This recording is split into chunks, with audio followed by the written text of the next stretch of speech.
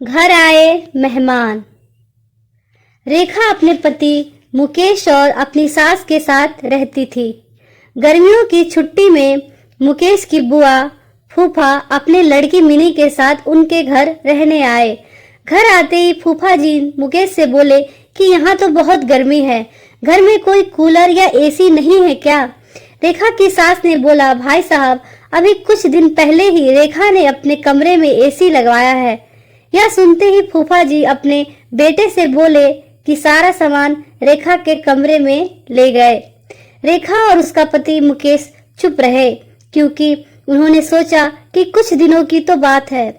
इस तरह बुआ फूफा जी को रेखा के घर रहते 2 महीना हो गया।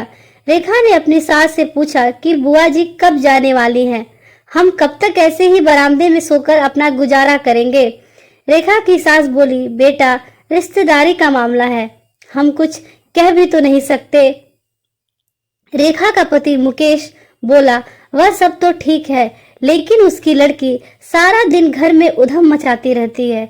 कल तो उसने हमारा नया सोफा बुरी तरह फाड़ डाला। रेखा इस बात पर बहुत गुस्सा हुई कि नया सोफा फाड़ दिया। वह अपने पति से बोली, तुम मिनी को ऐसा करने से रोकते क्यों नहीं? रेखा बोली, जब से बुआ फूफा जी आए हैं कुछ कुछ खाने की डिमांड करते हैं, जिससे मेरा और माँ जी का सारा दिन तो रसोई में ही बीत जाता है। मुकेश ने कहा कि मैं अभी जाकर फूफा जी से पूछता हूँ कि वह आखिर कब जाएंगे। मुकेश ने बातों बातों में फूफा जी से कहा कि 2 महीना हो गया है, आपके जॉब की छुट्टियां तो खत्म हो गई होंगी ना?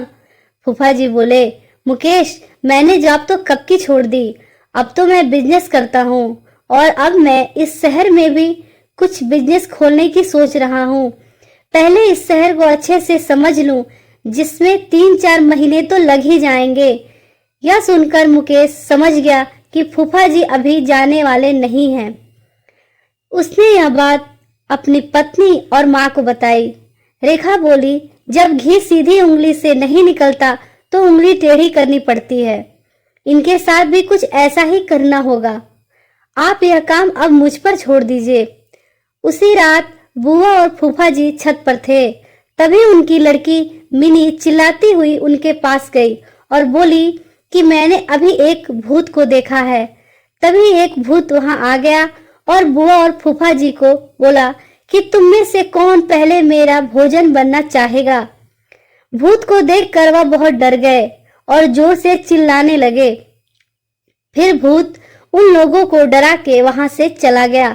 उनके शोर मचाने से मुकेश, रेखा और रेखा की सास वहां आ गए और रेखा ने कहा, क्या हुआ, आप लोग चिल्लाए क्यों? पूछा। फूफा जी बोले, अरे इस घर में भूत है, भागो यहाँ से, और उस घर से भाग गए। उनके जाने के बाद मुकेश ने अपना भूत का मुखौटा उतारा। बुआ के परिवार के जाने के बाद सबने चैन की सांस ली। मुकेश की माँ ने मुकेश से कहा कि तू तो बड़ा अच्छा भूत बनता है। यह कहकर रेखा, मुकेश और उसकी माँ सब हंसने लगे। फिर रेखा और मुकेश अपने कमरे में शिफ्ट हो गए और सुकून से रहने लगे।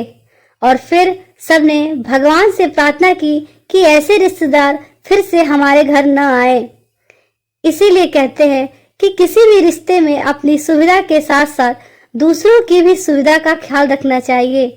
अपने आराम और मजे के लिए दूसरों को तकलीफ नहीं देना चाहिए।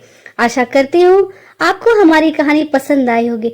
अगर आपको हमारी कहानी पसंद आई तो प्लीज हमारे चैनल को लाइक करें। अगर आप चैनल पर नए हैं तो प्लीज हमारे चैनल को सब्सक्राइब करें। धन्यवाद।